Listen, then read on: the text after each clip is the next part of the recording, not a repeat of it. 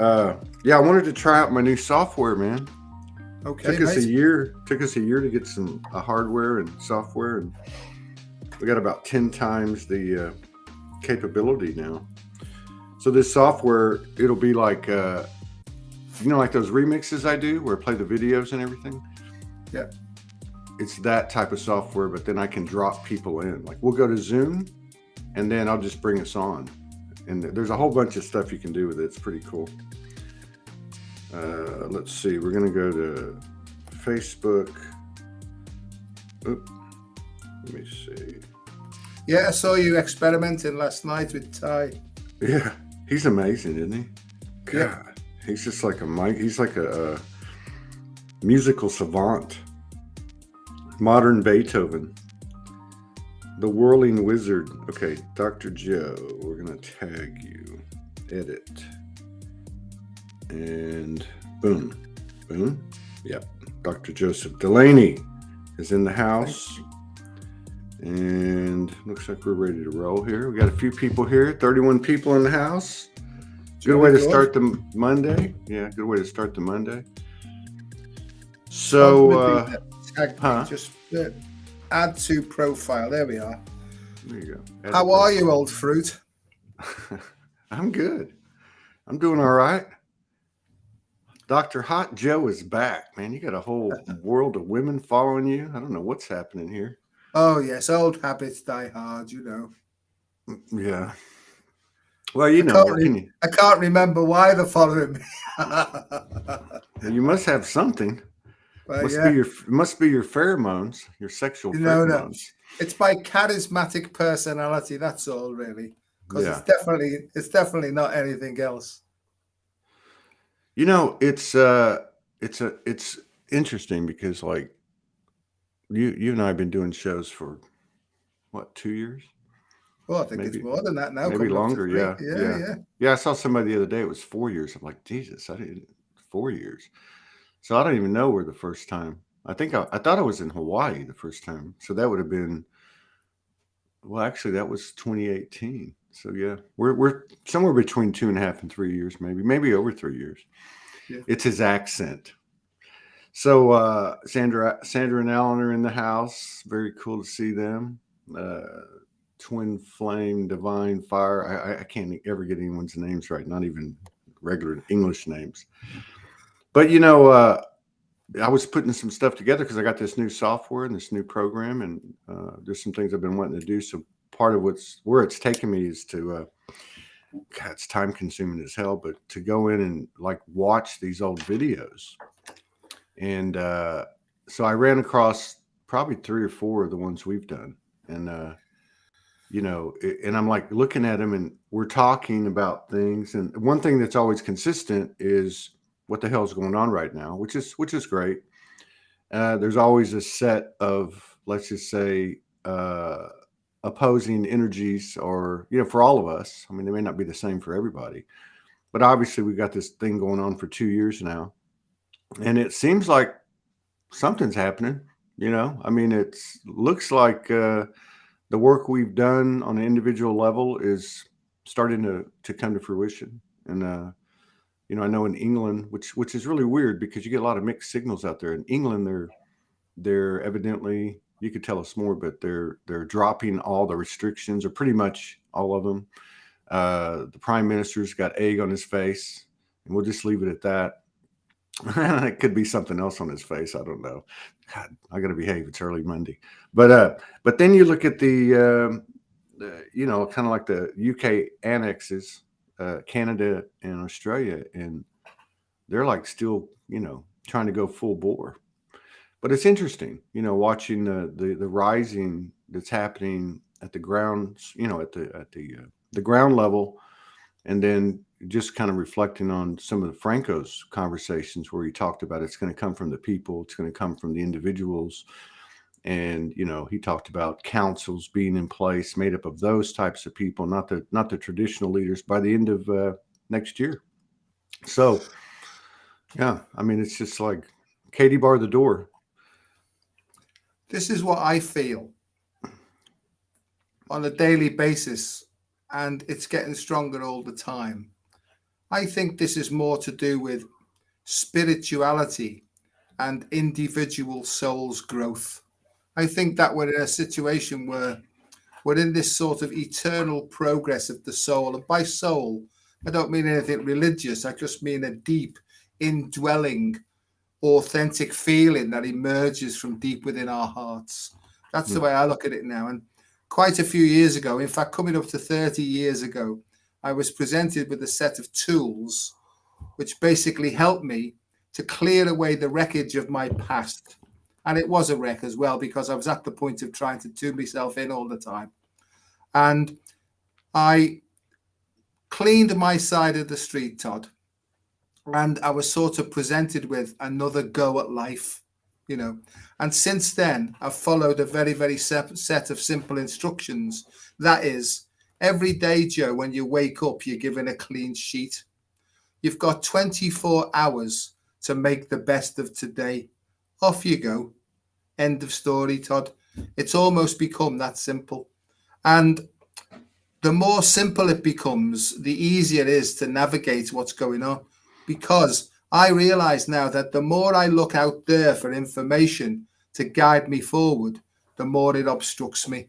And so what I'm trying to say in this long-winded thing is, I was guided away from intellect and external view, outlook, to basically intuition, because I received such a powerful indication that was much more going on within me, if you like, at an energetic level.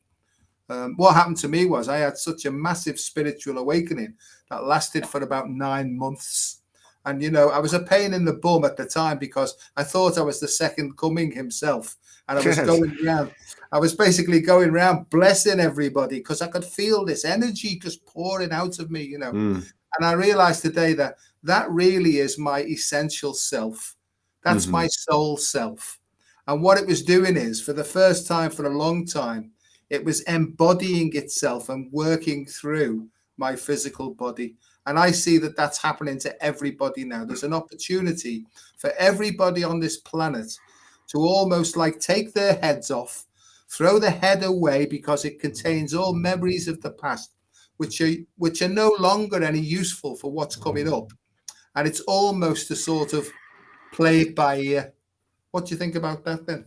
I think that's a pretty good summation, because I think in terms of I think a lot of us can relate to that wake up experience. I mean, I haven't gone into it much in detail over the years, but for instance, I'll just use myself as an example. When I woke up, as a lot of people know, a large face of Jesus formed in the trees with illuminated light, and we had a conversation.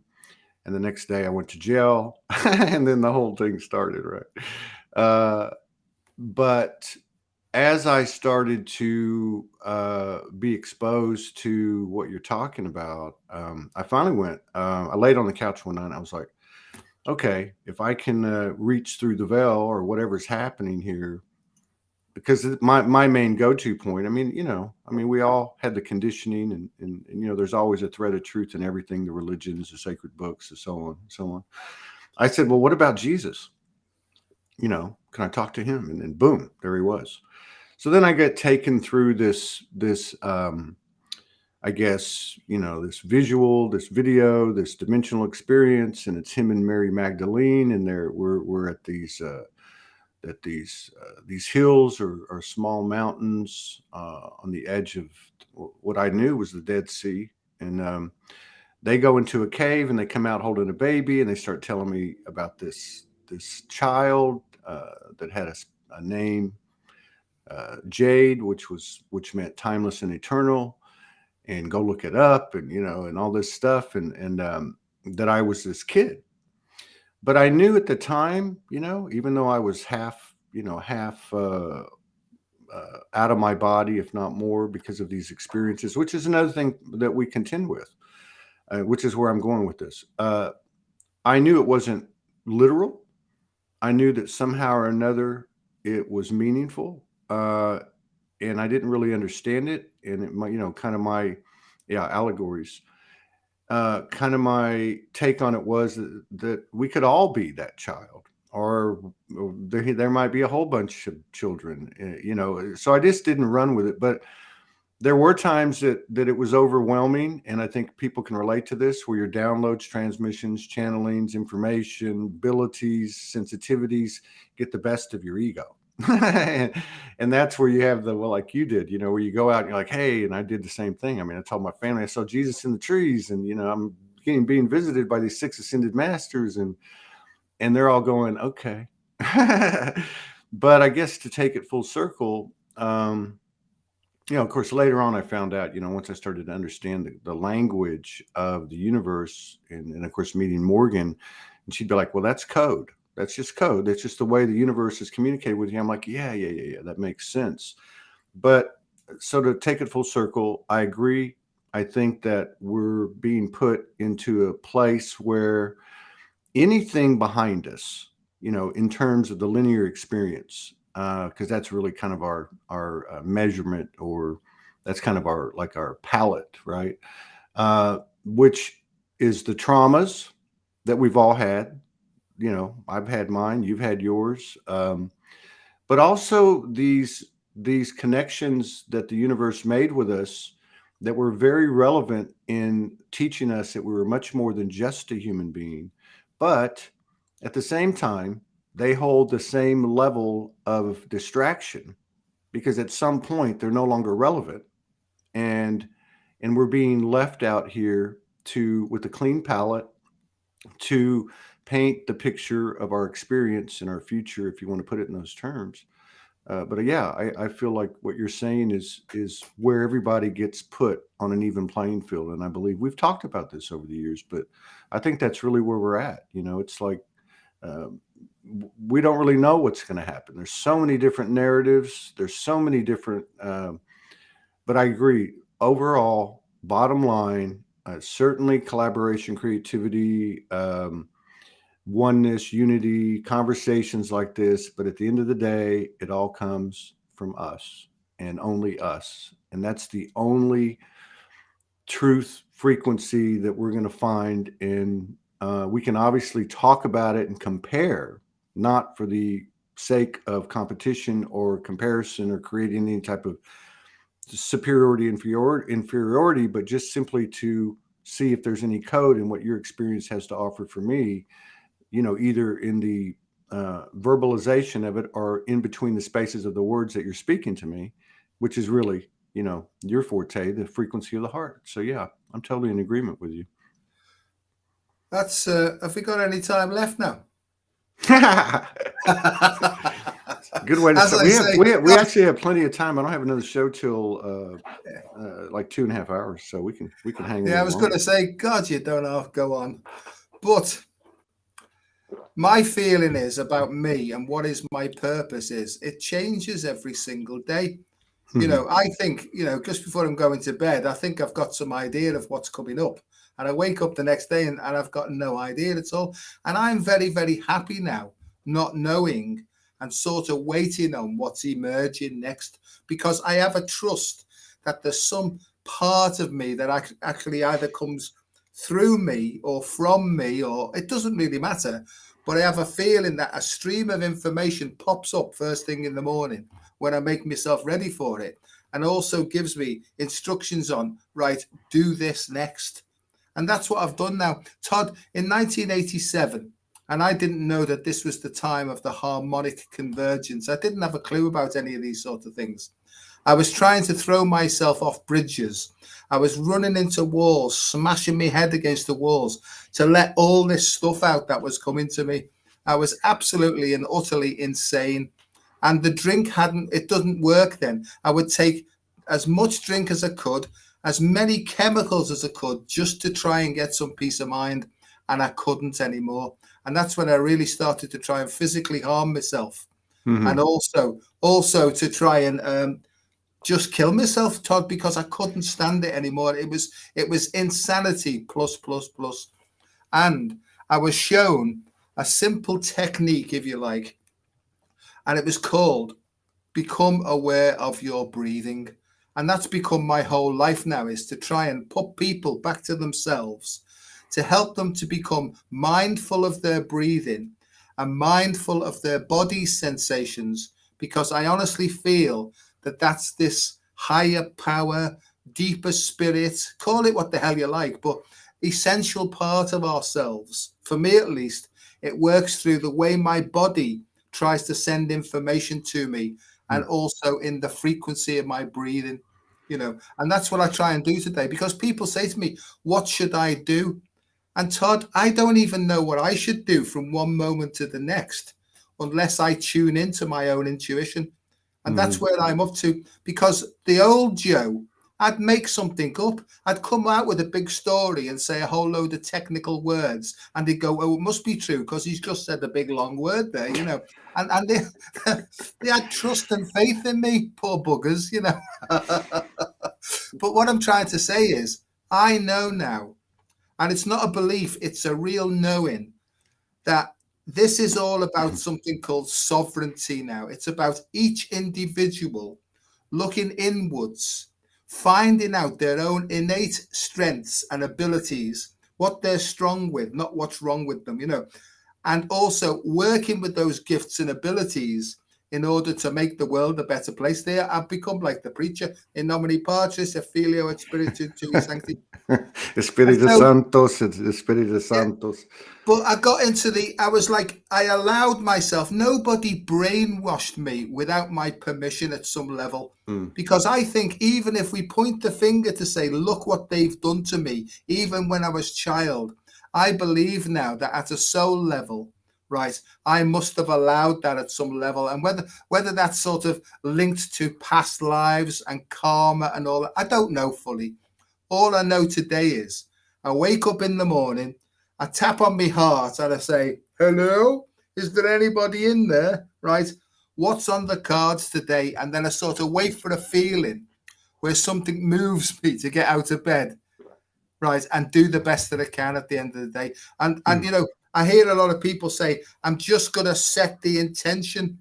I don't agree with that, Todd, or maybe I'm getting it wrong, because I think if I set the intention, there's almost like an egomaniacal sort of view of that. This is what I intend to do today. And I think that spirit or God or the higher power, I can hear like this big guffaw from the clouds.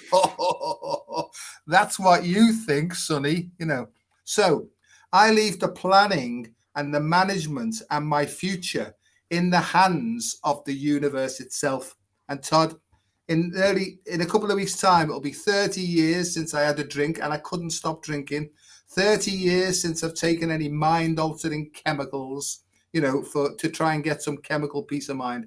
I've been as clean as a whistle for all that time, just relying on the information that's coming up from within me. That's where I'm up to today. And I think more than anything else I think this is about each individual cleaning up their own act. Yeah. Cleaning their own side of the street and letting everybody else get on with it, Yeah. That's what I feel. And I sound a bit like a preacher today, but I think it's so important. It's so important. It's an hour and a half. I had to get you back. What's that? Oh, sorry. Number one. No, I hear you. Yeah, the spontaneity thing. We've talked about it. The spontaneity thing. You mentioned the thing with Ty. We got on yesterday. We have this. Well, I have the software and the hardware now. He already had it. He's the one that kind of helped me out. And when you have any type of musical exchange, there's this thing called ducking that I think it has to do with the sound waves that are bouncing around on the other side. Like if he's playing the piano and music's going, and then this mic comes in, and so you get this little interference white noise thing.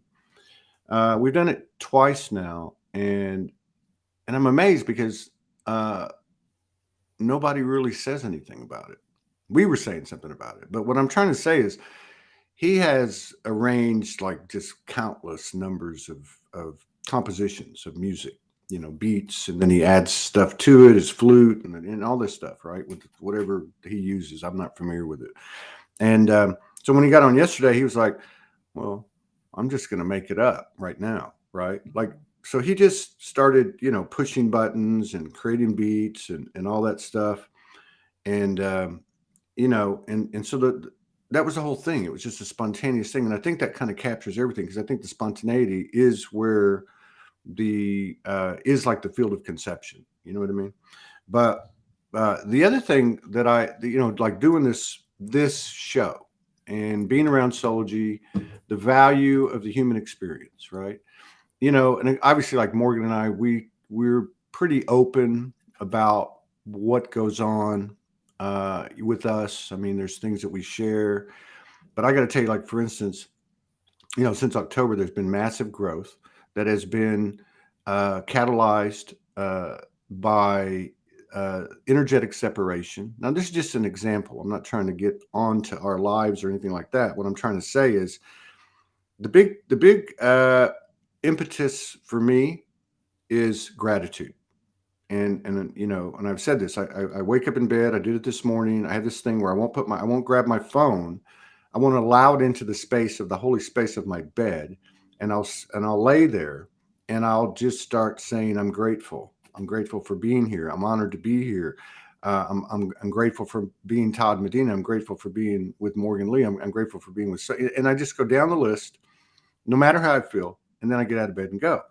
But it's these very human actions, thoughts, words, actions that seem to be in a very non-fantastical way that can produce fantastical results that really, to me, are the meat and potatoes of it. So if I look at the last few months, especially since October, and even in the last 2 or 3, 4 weeks, the immensity of my awareness, of my experience, of my gratitude, of my self-respect, of my self-love, of my love for the earth, and everything has, if I had to like pinpoint what was the primary influencer, it was the very, I don't want to say mundane, but the very human rhythms and motions, and a lot of them I share with her.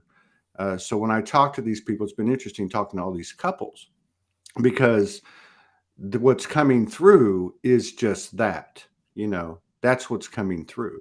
So like in your case, I know, I believe you were married, you went through your thing, you divorced, and you've met your current partner.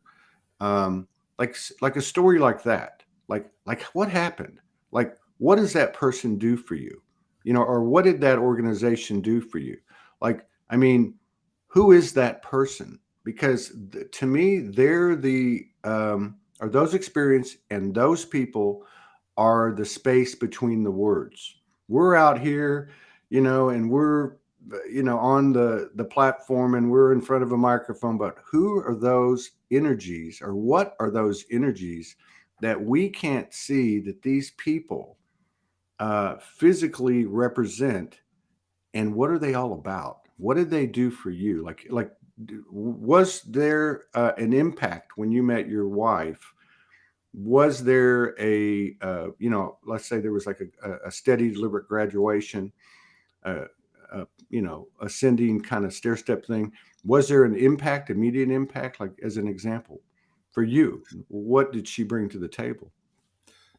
Well, Todd, after my last divorce, I did that. That's it for me now. I've had enough. Yeah. That's it. No more relationships for me. I'm going to be on my own, do what I feel like, and all that sort of business. And then round the corner came Catherine, and I had no intention whatsoever. It was just one of those boom things, How long ago was this? How long ago was this? That's nearly over 10 years now. Oh, wow. So you were on your own for quite a while then. No, well, I mean, this is my 4th marriage, Todd. Okay, your 4th one. Okay, I've had 3, so I'm just. But yeah. I mean, like, how long was it? How long were you in that? Quite a while. I was on my own for quite some time, and I was as fit as a fiddle, and doing all sorts of exercise and going where I pleased. She must have saw your pectoral muscles. Yeah, no. I think once again it was my accent that she liked. Yeah, but no, it was one of those things. There was no intention. See, this is the thing: is I didn't have any intention whatsoever, but the universe had a different intention for us. And I know that when we got together, Catherine and I, right, something magical happened without explaining all the details. Something merged together. And I saw something and felt something that I'd never, ever experienced before. And I know that people have said these things before, but I'm an honest person now. Yeah, yeah. And all I'm interested in is new experiences. Now, I didn't set this up. I didn't stage manage it in any way. Was it like instantaneous? Was No, it? No. no, Okay. no, because I'd known her from various, I'd met her a few times before, right? And we got on well together and we had a good laugh and a joke together and we shared the similar sense of humor, which is dreadful. But then things started to sort of move together a bit more strongly then. And for various reasons then, we got together. But even in the process, Todd, and I'm going to be dead honest now, I didn't know whether I was doing the correct thing. So I used to kneel down every night. And I'm not a religious person, but I have a sense that I'm talking to something deep and intelligent in me. And I would say to this part of my soul, if this is, because there was all sorts of people around me and her as well, warning us off each other. There was many people who tried to warn us away from each other, to say that this wasn't the correct thing going on, right? And because I was open, I was saying, maybe it's me, maybe this is wrong. So I used to kneel down in a sort of ceremony. I put my hand on my heart and I'd say to my heart with all the earnestness at my command, if this is not correct for me, then please stop it now. And it got stronger and stronger and stronger. And that's why because I was willing to let go of it all to maintain my sobriety, because that's what people were worried about, that this relationship would cause so much conflict with people around and everything, that I would lose my sobriety and drink again and all that. So I can understand that what they were worried about. But in the end, I had to go back into my heart and into my soul and say, please guide me. And Todd, I could feel it. I could feel that it was the correct thing to do. Yeah.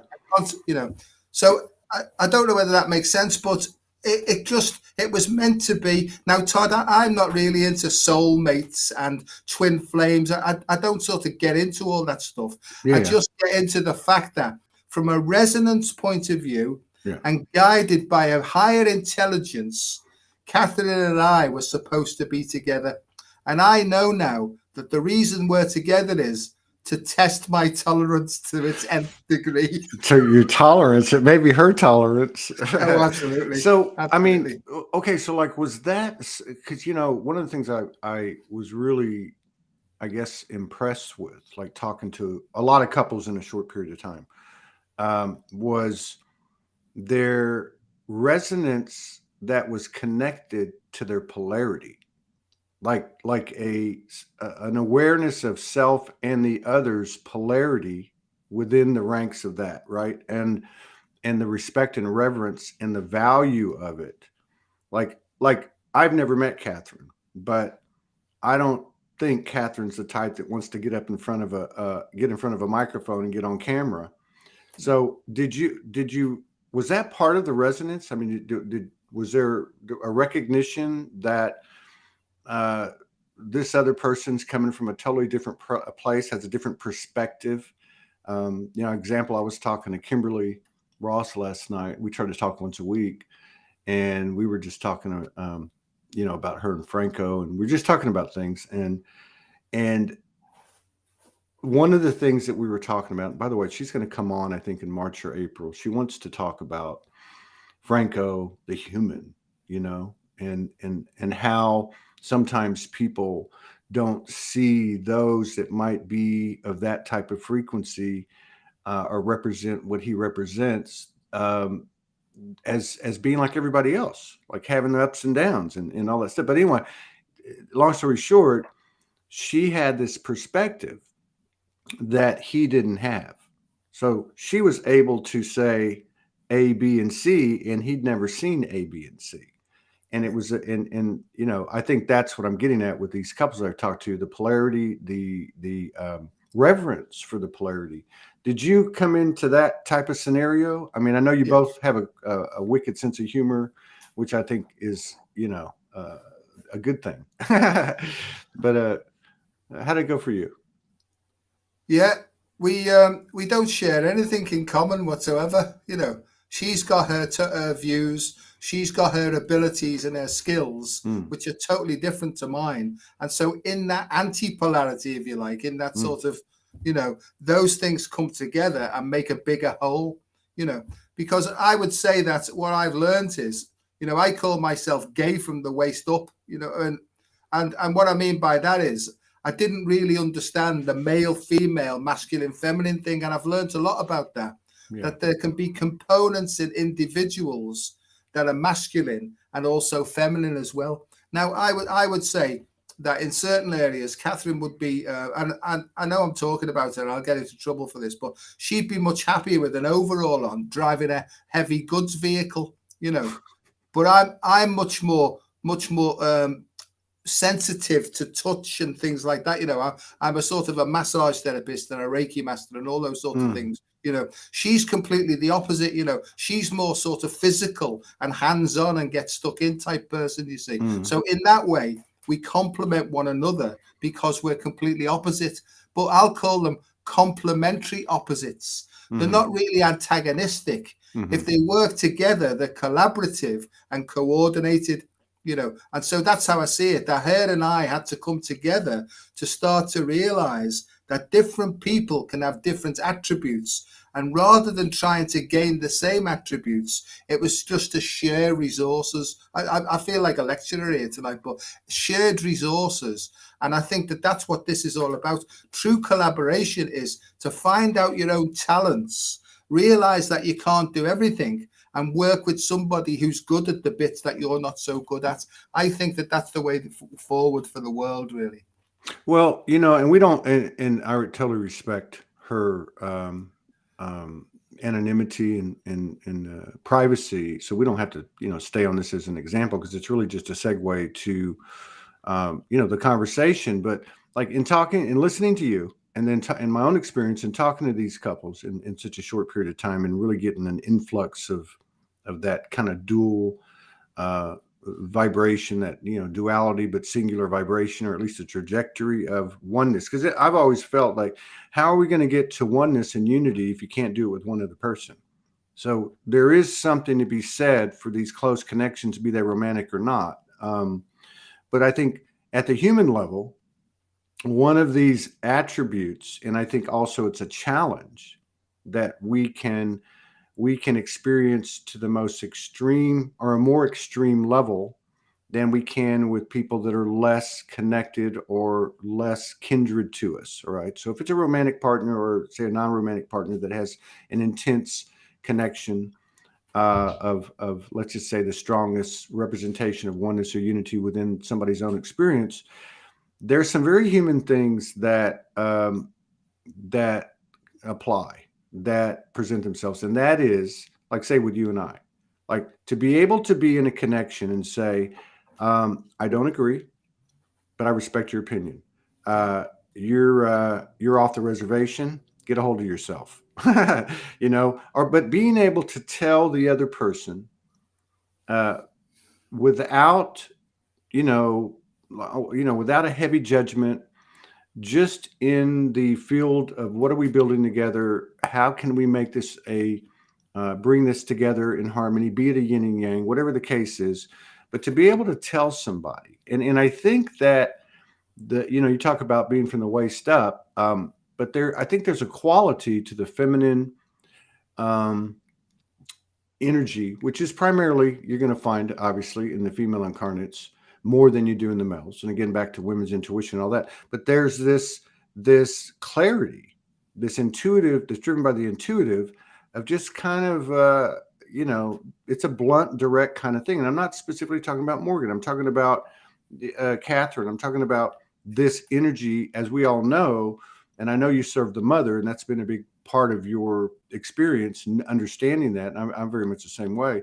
But that as this part of us and part of the world starts to show itself, there's a very direct line of communication that kind of cuts all the BS out, right? And you, especially in the last few weeks, you see, and even with individuals and couples and groups, you see a lot of implosions where the trust and the love, or whatever you want to call it, the connection isn't strong enough to withstand this banter of code, this exchange, this attempt to find a greater level of unity and oneness through some very human conversations. And to me, that's gold. And that's one of the things that really came out in these series of shows with these couples. I don't know what your experience is. Yeah, I think you say women's intuition, but I think it's feminine intuition. And I think people get mixed up because I think there's a lot of men, especially in these communities, who are very, very highly feminine developed in intuitive capacities and things like that. And I think some males, right, find it difficult to accept that within themselves. And Todd, I really don't think that they're going to have any opportunity to deny it anymore, because I think that this wave, as I've said to you many times before, this great shift in consciousness that's booming in now, quicker and quicker, is feminine. It's a feminine energy. It's cleansing. It's a purgative. It's a releasing mechanism. And I think there's a lot of men that I talk to who are struggling, letting go of the machismo or machismo aspects to allow this soft, gentle, compassionate, nurturing inside of themselves to start to bloom as well. I mean, Todd, I know lots of people who've been bouncers on doors, basically gangsters, who've been mixed up in crimes, with gun crimes and everything else. I know loads and loads and loads of men like that who are starting to become great puddings now, and there's all sorts of things coming out of them. And this is this feminine nurturing aspect, because they want to protect the kids now. They want to protect people. So it's almost like they're sort of coming online in the service to this new feminine wave that's coming through. And I think that that's what we're beginning to see now globally, when the salt of the earth start to come up now, and let's call it the ordinary common people now are starting to get a feeling of, we need to stand up together as a group here and sort of clean up our act. I really feel it so strongly. Yeah. I saw this video a couple of days ago, and it was this fireman who went to a school board meeting, and there's been a lot of emphasis in the U.S., and obviously it's all premeditated and planned, where they're creating this friction at the school administration level, the school board level, which has to do with whatever, right? Obviously, COVID's part of it. This particular guy was talking on another subject, which had to do with sexual assault in the high school or the junior high school of his daughter, which was basically somebody touching her inappropriately without her consent, even though it was over her clothes. Now, the first part of it was they had already been through the grind, I guess, with parents, so they had limited them to 60 seconds of comments. And this guy went on, this big macho fireman guy, and he starts talking about the situation, and he just fucking loses it. Like he gets his words out, but his voice is cracking. It goes really high pitched falsetto, like that can happen when you're really upset. But it's what I saw there was what you're talking about.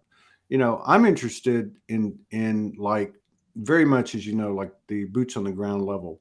And I know that Liverpool is a blue collar, and I love the history of Liverpool. The Craze, the Beatles. I mean, the whole nine yards. It's fascinating. At the level now, like right now, with the stuff that's happened when they try to throw these programs down your throat. I've seen the pushback from the people over in England, particularly in Liverpool. I remember seeing videos of them just saying, "Hey, F this, we're going out anyway." And but are you? Because I know you get out and you interact with people in the physical with what you do. Are you actually seeing these men in a different light now? Are you seeing them stepping into this? Is it actually happening at that level in the non-light worker community per se? Well, don't tell anybody, Todd, but I'm right in the middle of all that there. And what I'm trying to do is, people, as this shifting consciousness comes in, a fury is released. It's known as the fury. And I'm trying to suggest to people that what that is really is eons and eons of time, the repression and the compression of emotions. It's now starting to release. And as it releases, people are starting to become enraged at the situation. I'm trying to say to them, hang on a second here, right? Let's not waste this energy foolishly. Let's try and, rather than blurt it out and be in a rage and cause more destruction, let's try and channel this and focus this in a more constructive way. So I'm sort of trying to help people to remain emotionally calm and balanced and clear-minded, not to go into an emotional reaction, but to take inspired action. And it seems to be going down well, because you know that my PhD really is about how the heart works. Mm-hmm. You know, and if we can balance, if you like, the both sides, the nerves that feed the heart, the yin and the yang of the heart, if we can balance that, then our intuition will come up, point us to the correct direction, and then all that compressed energy then can be used to feed that and to go forward in a direction that's constructive and not destructive. And what saddens me a lot is there's a big things going on in London today. There's lots of people kicking off and turning cars over and all that. I honestly don't feel, Todd, that that's the way forward. And there's people there who are supposed to be so-called on the white hat side, who've actually taken the bait, and they're joining in the fight now. And I don't think that that's going to help anybody. Or they could be agent provocateurs, controlled opposition. No, so it could be that. And I hear what you're saying, and the pendulum has to swing back and forth. I mean, to a degree, I'm a big believer that this can go any way we want to.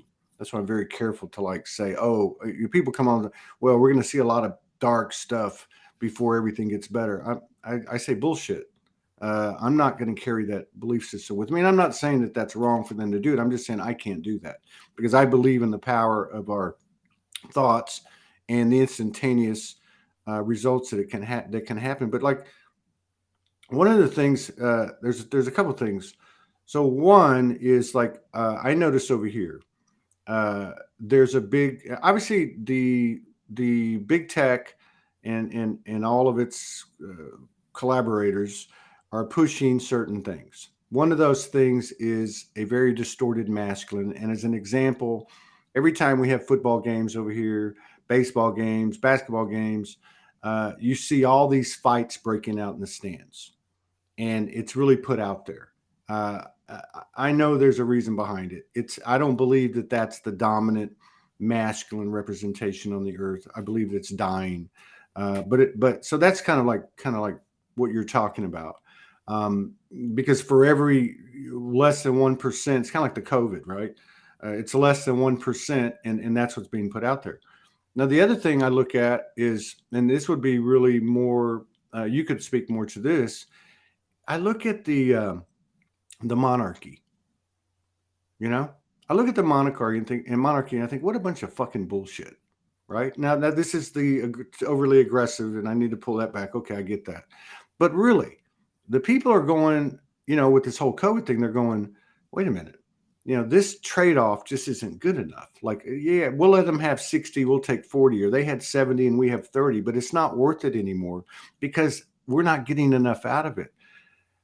That I know and I don't know the monarchy's energy, because as well as someone that lives in England, but I do study history. I love history, and I know the history of that particular family, which is tied to all the other ones, obviously. But is there, to me, that would be a real accurate barometer of the pulse of the people, even if they went a little overboard. And I'm not proposing anything or anything like that. All I'm trying to say is a real, concerted, collaborative action by people in action or words or whatever the case is, where they say, look, enough is enough. I don't know who you people are. All that property, all that wealth that you have is not yours. And we're going to make a change. And I'm not talking about like the Bolshevik revolution where a bunch of people get killed. I'm just saying, do you see any of that? Or are the people still following the Pied Piper? There's a split, okay, and I think that there's a move now for more and more people waking up and seeing the so-called ridiculous nature of certain families having so much wealth when there's people actually sleeping out on the streets of London outside the palace.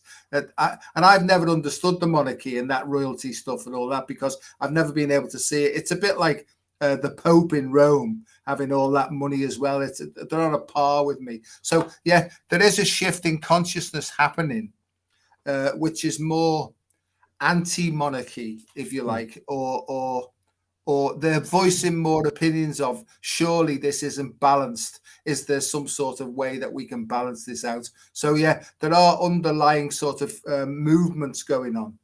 And I look at it, Todd, I used to get involved. See, what I've learned more than anything else, Todd, is if I get a grip in my gut, that's not the best time to be making any decisions. So what's become really important to me is knowing when I'm tense, because any tension in me in that regard, emotional tension, is a sign that my ego has been threatened in some way or my standards.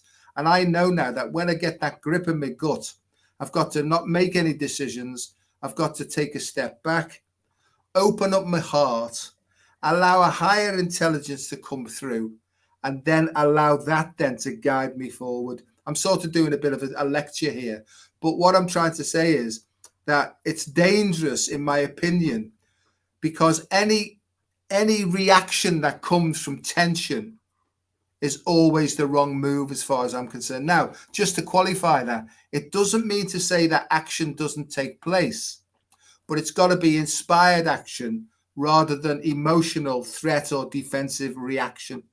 I don't know why I've said all that there. See if you can No. answer. Well, I mean, we're having a conversation, and of course, I would just highlight too that one of the things that people, from my mind, are coming into is appreciating, respecting, recognizing, and acknowledging the emotions that come. Now, there's so many waves that we've had since any of us woke up, and as individually and collectively now, that have to do with the death of death programming.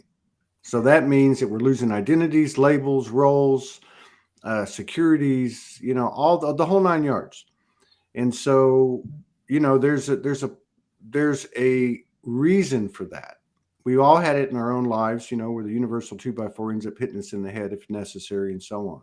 But the bottom line is, uh, we're having all these deaths, and I think you can look at, and I'm not a doctor, and I know you'd be more familiar with this, the psychological, psychiatric parts of the death program. What are the stages of grief, right? Yeah. Anger is one of them.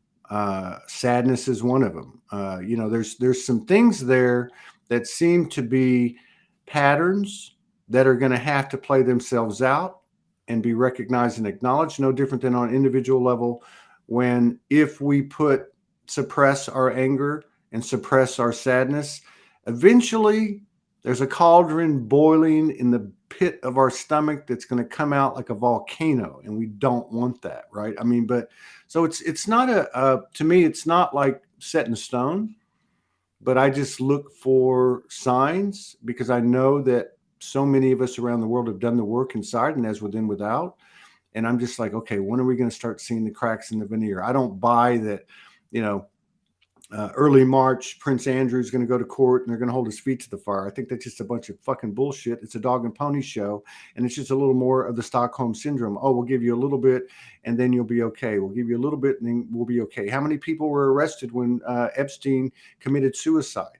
What happened to the videotape? I mean, come on, Clinton's emails. I mean, you can go right down the list. Nobody's being held accountable. Occasionally they put somebody out there. What I'm looking for is like real cracks in the veneer. And going back to what we talked about at the beginning of the show, like with Franco's intel, that it would come in a groundswell. I don't see it as you saw in history 1,000 years ago, where they would overtake the monarchy and there'd be arms and legs piled, like a bonfire in the middle of the town square. I'm talking about a conscious, an expanded consciousness revolution as opposed to the old paradigms of the less comfortable things that we've gone through, such as war and ethnic cleansing and all that stuff. But I mean, I was just curious if you see that happening, and I guess I would kind of conclude it like this, uh, especially with the young people. I wonder what is the pulse of the young people in what, in no uncertain terms, could very well be the epicenter of all presentation and energetic expressions or emissions right there in the UK. Are you seeing any? Are you aware? Are you seeing any change in the young people where they're just saying, "I've had enough of this"? Yeah, yeah, that goes back to this fury again. Young teenagers now are rebelling, but unfortunately, from my experience and in the area that I live in, there's a lot of sort of destructive vandalism going on and stuff like that. Now, I know that's part of a cleansing process, but there are certain no-go areas now in the areas that I live in where the youth are just sort of running wild, basically. Now, I know a lot of them are super, super intelligent beings. They've got so many skills and so many talents, but they need in some sort of a way to be helped to rein those in and to focus them as well, and to be, to help to construct a new reality. At the moment, where I'm at, I don't see that. But there's certainly a great big rebellion going on and a revolution within the youth, no doubt about it. Yeah. No, because I know a lot of the stuff, obviously, the vast majority of the stuff that's put out on mainstream and even on the internet, because I'm a big believer that half the sites that we think are outside of the mainstream are owned by the mainstream. And you can see the evidence of that all the time. But are you picking this up from, let's just say, the old paradigm, conventional platforms and media venues? Are you referring to something that you're actually seeing in the streets that's not being advertised? Let's put it that way. Yeah, I'm seeing it with my own eyes and being Right. right in the middle of it, And once again, people sort of look up to me and come to me for advice, And there's a lot of the youth who are so disturbed now that they're trying to do themselves harm and stuff like that. So I get involved with a lot of parents and also the youths themselves, And Wow. so That's pretty no, heavy, Todd, man. I'm actually seeing it right in the middle of it, really. What else can I say to you, really? I can feel the potential. I've always had the ability to sort of sense the potential in individuals. And that's what I try and do is I try and focus on what's strong in them, not what's wrong with them. Do you see what I mean? It's called an asset-based approach. So I have an ability to sort of feel into them, talk to Right. them in a way that brings up what they're interested in, and Right. then try and put something constructive on the top of that and point them in a direction of using these things more, But it's hard, Todd. All I can do is my best as one person. I obviously work with lots of other people who are of the same mind and heart set. So I don't know whether that No, answers your no, and I question. saw a couple of comments too, like Shaz, because I know Shaz is a boots on the ground, like we are. Um, Yeah. I've seen lots of younger ones waking up who have come away from the rioting and the gangs. Um, just to shift gears, this whole idea of, let's say, however you want to put it, our higher aspects, our multidimensional aspects, uh, are mirrors that aren't the traditional humans that are looking at each other back and forth like we are right now. However, you want to classify these energies that have presented themselves in so many different ways, be they apparitions or not, around the world to people that are in these communities. Um, the idea, and I know we feel the same, that universally speaking, nothing can go in and interfere. Uh, Maybe there was an interference by design within this realm, and that was all agreed to by all of us that took place. But my point is, there's been like a narrative coming out, and I don't mean that in a bad way. I mean that in a neutral way, uh, that, and we've heard this before, be it angels or galactics or elementals, whatever, ask and you will receive. Knock and the door will be open. But a little bit further than that, where they're ready to come in a more pronounced way. Now, it's kind of a double-edged sword because I mean, I go through this myself and I thought, I'm pretty fearless. Yet I'm having encounters and I'm going, I don't know if I want to see that. I don't know if I'm ready for that. And I think that's part of building a better line of communication, because whether you ask for something or say, no, I don't want to see you right now, I've heard it, and they always seem to follow suit. We are that sovereignty that you're talking about that we're coming into. But I guess what I'm trying to say is, should we, and there's no right or wrong answer, is it to our benefit to reach out to these things that are unseen, whatever you want to classify them as, and to explore that relationship with a greater fervor and a greater conviction now as opposed to our past? Is it something that you feel that can help us? Is it something that we keep on automatic pilot? Is it, because like you talked about, you wake up in the day, in the morning, and you don't set intention. You live in the present and you rely on the intuitive and the spontaneous and the creative and so on. But is this something, this appeal that we can make to collaboration and to expand in so many different ways? Is it something that you feel that serves us? And what are the kind of the ins and outs of that, and anything you want to add on it? My answer to that question is if you feel moved to do so. Right. And that's where I'm up to now, because a lot of the stuff that we've talked about and the ongoing sort of dramas of the world, and there's a lot of drama going on at the moment, is much of it, Todd, for me is distraction. Mm-hmm. It takes me away from my primary purpose. And my primary purpose is for me to find something that brings me joy, because I spent so many years being miserably unhappy, right? Because I was trying to follow the party line and work hard and make money and become somebody in society. And I realized today I had to bin all that and just go deep within me and find the actions that brought me joyfulness, because I believe that that's the only way forward. Because if you take an action based upon your strengths and your skills and your abilities, these spiritual gifts, then just by expressing them, you're doing more good for the world than you can possibly realize. And I got this the other day. I got the difference between radiation, which has got a negative context, and radiance. And I got Joe, this is about radiance. It's about your soul, which is you at another level. It's you, the real essential you. It's your soul now, expressing its radiance through its abilities to try and join with other people who are also trying to be joyful in what they do. That's what's going to create the new world.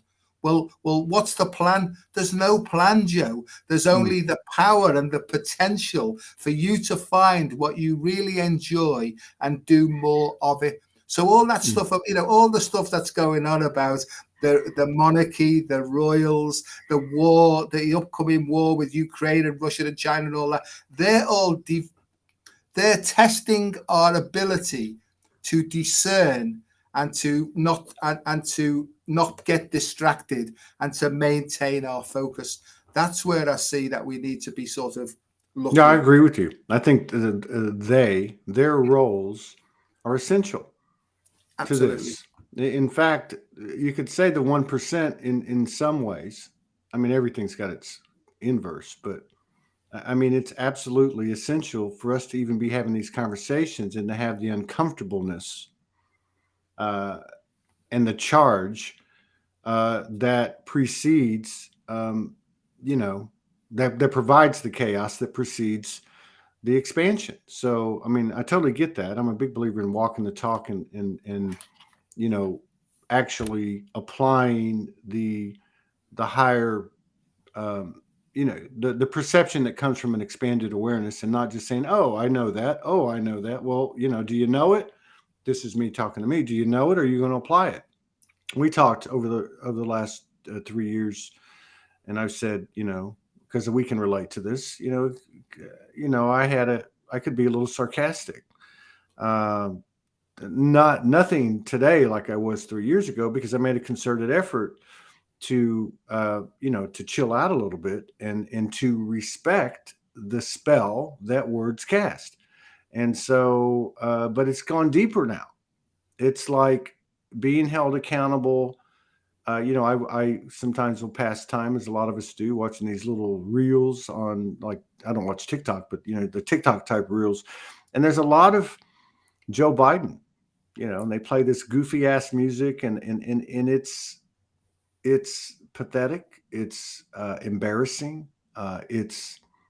But at the same time, I can now look at it with empathy and think, oh my God, his poor wife. Oh my God, that poor guy. I mean, you know what I mean? And the gift of seeing such a almost a satirical reality, and what that must be doing for me and my brothers and sisters.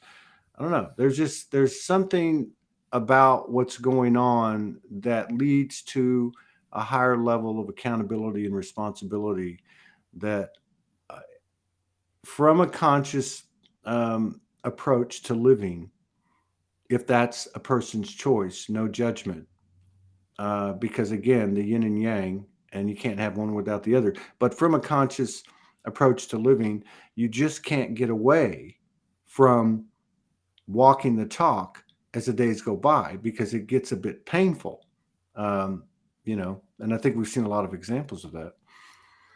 But there's a phrase I like: pain is the touchstone of our recovery. And what that means to me is, if there's any pain there, that's an obstruction. And so now when I feel pain, rather than react and go forward, I breathe it away, and that emotionally disengages it temporarily. I take a step back, and then I try and feel my way into why there was pain there. And it's always in my view, it's always to do with some sort of judgment or comparison at depth. Now, I look at TikTok and all that, and I look at all these things, and most of them make me howl. I laugh my head off at all this sort of stuff. And there's a part of me coming in to say, you shouldn't be laughing at that. But there's a bigger part of me, which I think is the essential part of me, that says, oh, just laugh, Joe, because you know that it's all part of a great cosmic joke, and that's all right for me. And what I've also realized is that the body-mind complex, which is called Joseph Peter Delaney, is not the, Joseph, I didn't know you were Peter. Yeah. Joseph Peter Aloysius Delaney. Aloysius? Right. Is that what is that? Aloysius? It's an Italian saint, isn't it? That's my confirmation name. But Saint Aloysius was a medic, and I was attracted to picking him because in the stained glass window of the church that I used to go to, he had a skull in his hand, and he was, and so at 7 years of age, I thought, I want to be like him, and in the end, it came true. I want to be the guy with the skull in his hand. I want to be a guy with the skull in his hand. Something that's just come to me, though, Todd, is I've understood the difference between feelings. Okay, there's ego-generated sentimentality. They're not true feelings, and then there's true feelings. Hang on. Okay, wait a minute. So I want to stay with you on this. So feelings, because feelings a big part. That is it. That to me, that is it. That's like, where, hey, you can't tell me anything. I can't tell you anything. I feel this, I feel that. That's where I can find out what the hell's going on. But sentimentality is a program. Is that what you're saying? That's yeah. It's a bit like, Todd, I look at you, old Joe, I'd look at you, your face would change. I would then generate a feeling that associated with your face change and try and please you then. So I was making it all up. It was pretentious. So that's the difference between authenticity and pretentiousness. The real Joe now is, I'd see you change your face and I'd stay the same, right? But it doesn't mean to say that I don't have authentic feelings. Like somebody mentioned global distress and grief before. I can feel that happening, but that's not something that's being generated from egomania or the head. that's actually something that's actually emerging from the soul of humanity. I've got no idea what I'm talking about here, but what I'm trying to say is that the more that we open up, the more that we will feel these feelings as they emerge on their way out. The tricky bit is not allowing it to get into the head and psychoanalyzing everything that's happening. It's almost like we have to sit with the discomfort until it dissipates.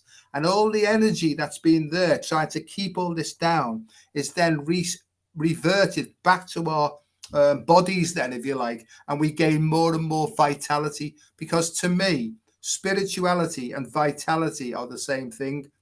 You know, and enthusiasm from the Greek.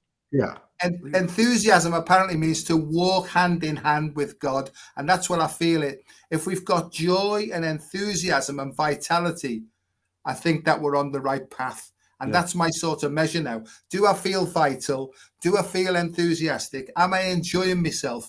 Carry on, son. You're doing a good job. End of story. Vital and interesting. I think of the Italian word vigoroso, which is with vigor. You know, like that, what you said, I forget the word you said a minute ago. Vitality, right? You know, here's another one.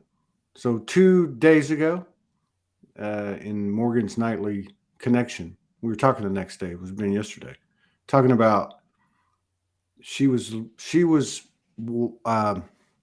being presented in part with what's being brought up right now, like the program of the month kind of thing, right? I mean, there's some validity to the things that have come up, and of course, they're all sub programs of the death program, and the word was deprivation, right? And I thought, holy crap! Now I knew what the word meant, but as I was talking to her, I had to go look it up because I want to see exactly what it said, and it was talking about being deprived of basic material, substantial, you know, just the inalienable rights, collective deprivation. She just said, "Are you feeling now?" Again, this is in the context of what's happening. So the biggest presentation of that is going to be in the COVID program and the sub programs from it. Are you as an individual feeling deprivation for yourself and for your brothers and sisters? Are you seeing any evidence of the presentation or the experience or the reality of a greater understanding or awareness by people that they're being deprived some things that are just hurting the soul?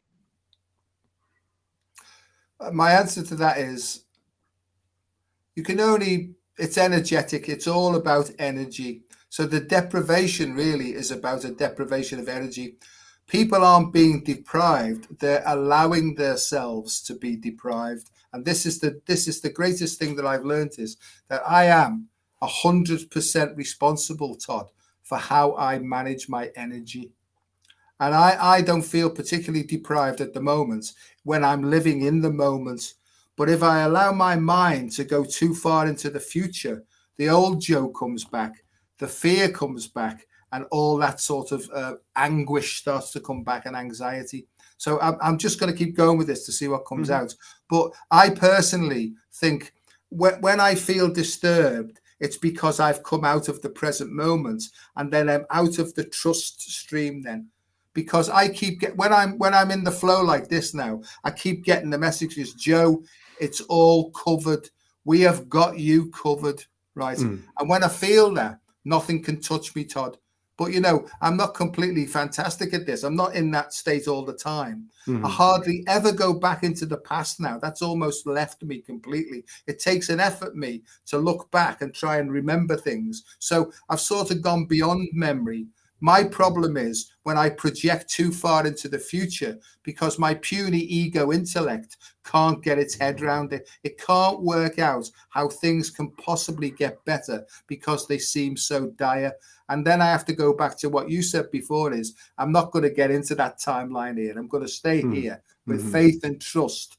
and just carry on doing what I feel that I've got to do, So I think deprivation means that we feel like we've had something taken away from us. So it's a representative of disempowerment, really. And I think that what we're going through now is, from a sovereignty point of view, is realizing how much power is actually contained within us and works through us. And this is what we started off with. I think this is getting out of the way as the human and allow the soul to come through and show us what it can do. That's what I really feel that we're up to. Yeah, I just wonder if, and again, it's a grand design, a divine orchestration. Yeah. What would make more sense than for everything to be stripped away from us? How far does it have to go? I mean, I guess that's where I'm at. Like, how far does it have to go? It can go as far or not as far as we want to. And I think you're right. I mean, obviously, looking at everything from an energetic standpoint is as old as the earth, and it's as true as the earth. I mean, so but it's just interesting as we move into this year with everything that's happened in the last 2 years and the acceleration of individuals, the acceleration. I'm talking about their awareness collectively. It's almost like a group effort kind of acknowledgement or recognition, but also the speed of information that's coming. I think discernment is a big part of it, because we get so much information and disinformation, polar opposite views on the same subject. You got, the only thing you can trust is yourself. And if you're developing, I think another possibility would, if you're developing a oneness frequency with another, that's would be, seem to be, a necessary part. Like I said, how are you going to find oneness with 10 people if you can't find it with one? So I just, out of curiosity, I just wonder how big of a role, because it makes sense to me. It makes sense to me that if somebody wants to get a visit at a doctor, or they want to get a hamburger, or they want to walk down to the park, or if they want to walk out and breathe. I'm amazed watching or coming by clips of basketball teams, high school basketball teams, playing the entire game with a mask on their face. Like, what the fuck is that? Like, this is some deep programming or conformance that is just. But at the same time, I realize it's being put out there for a reason. But at some level, and maybe it's this Canadian trucker thing. They're doing it in Canberra in Australia now. I saw a huge gathering in Brussels. They got the stuff going on in England, which is really interesting, considering the influence that they've had, or that country has had, really more than any country or any place in the last, I wouldn't say probably 1,500 years, easy, maybe longer. I don't know. But yeah, it's just interesting to see what's happening. And I do think discernment is one of the things that's being required. Accountability, self-responsibility, and then the discernment, because there is something to be said from what we hope is non-judgment in the sense we don't want to be clinging to, where we have a higher level of discernment, be it who we're going to hang out with, what thoughts are we going to carry, what words are we going to speak, and what actions are we going to take. My life is more or less now is, how do I feel about that? How do I feel about working with this person? And if I get a disturbance, the answer is, that's it. I'm not working with this person. I just go with that feeling now, Todd. Now, the old Joe, I would have said, oh, no, it's such and such a person. And maybe they, and my head had come in to sort of talk me out of my feelings. And I've realized that my feelings, not my gut instincts. I think gut instincts are sort of defensive and almost like fear conditioned. I'm talking about a feeling that comes from the core here, a different sort of a feeling.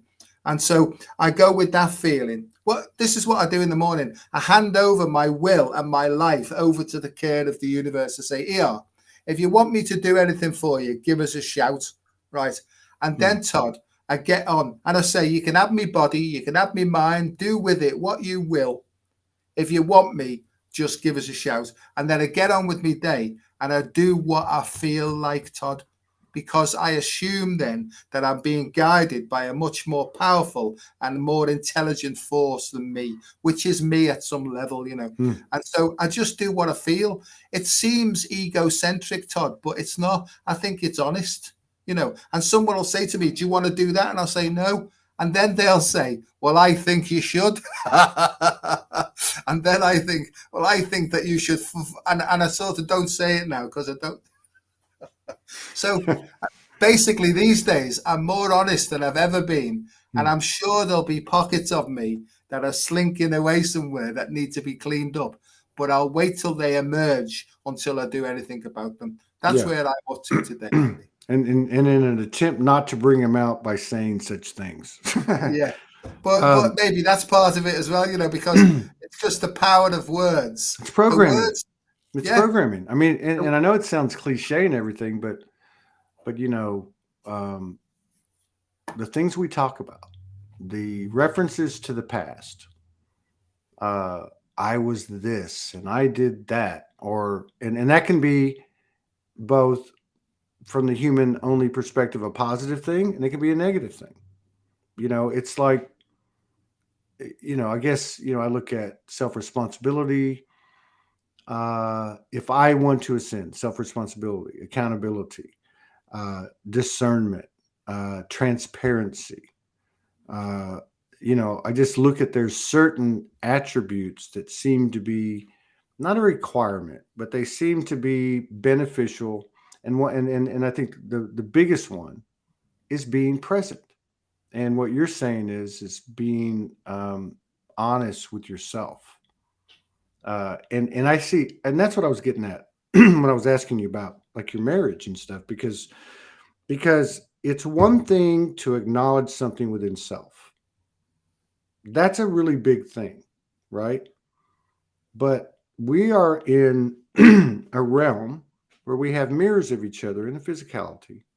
What happens when we start to share these revelations and epiphanies and hard pills to swallow that the soul gives us? What happens when we start to? That to me is the viral content or the viral aspect of this realm and how we exchange information. It's like there's something about incorporating the human through expression, which is most of the time going to have some words involved, but like really saying, hey, you know what I did? You know what I did?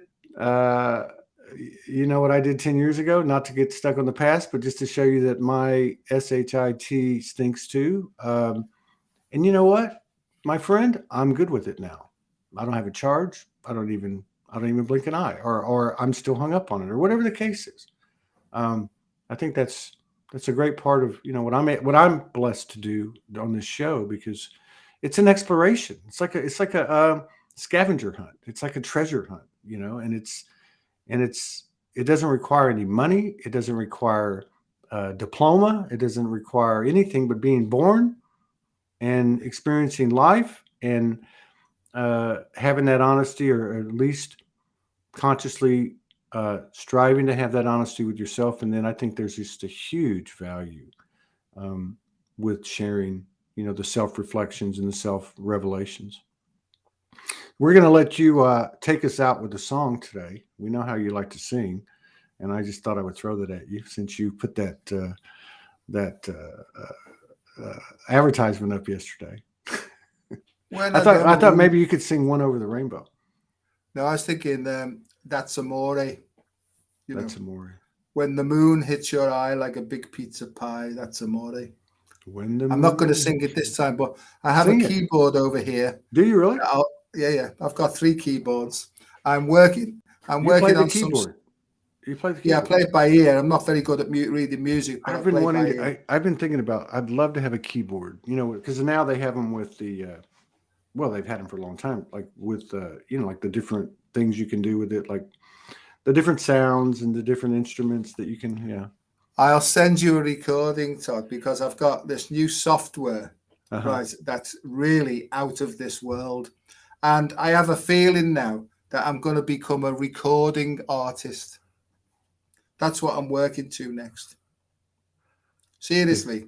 It'll be Hey, linked look, you to, know, I totally get what you're saying. You know, I mean, like, for instance, today, when I woke up with the gratitude affirmations, it was all like you were talking earlier. Like, I want to serve, you know, I want to serve, you know, I'd like to see this happen, but I'm not attached and so on. And then I had this little private one, right, where I said, you know, I really would like to explore my creativity, like with Ty, or you know, get a keyboard or whatever the case is, and just play. That's just my own thing, even if no one ever sees it. I just want to see what can come from it. So yeah, I totally applaud you for that. You know, I saw this video on the lady who I believe she lived to be 122, and at 90 years old, she learned to do something like surfing or something like what?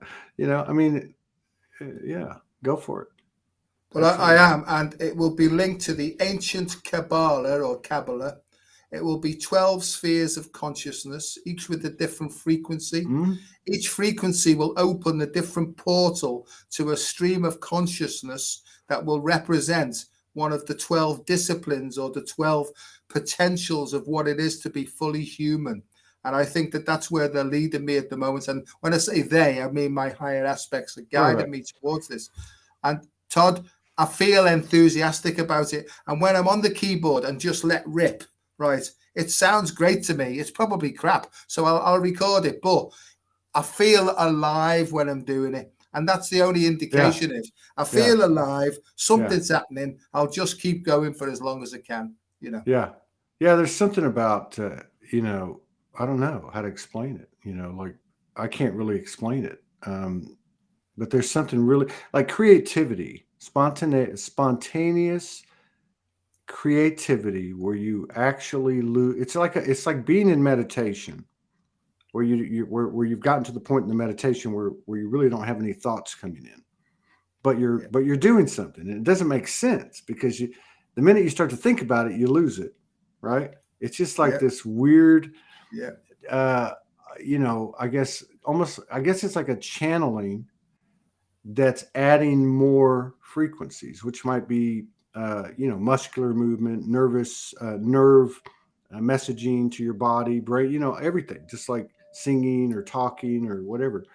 That I think is really kind of a non-instructional way to expand or whatever you want to call it, or open up, or whatever you want to call it. That hopefully we'll see more of, and we'll be able to encourage and support more of it on this platform. And when we can start to bring people in, like on what Ty and I are doing, to join us, like for a jam session or what do you call it, a drum circle type of Yeah. frequency, uh, we'll get you on there first with your little toys. Todd, I'll do it. Honestly, I feel I'll do it because even in just the rhythm,